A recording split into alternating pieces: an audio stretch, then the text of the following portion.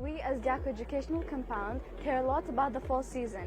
That's why every year we have a festival to welcome the fall season, and we have special places for students to take in their activities and to take pictures. Autumn is one of the 4 major seasons in a year. It happens at a different time in different parts of the earth. Due to the lack of rain, all the leaves dry up and they fall down. Autumn has its own unique type of beauty. Autumn is often called golden because all trees are bright yellow as if they're painted gold.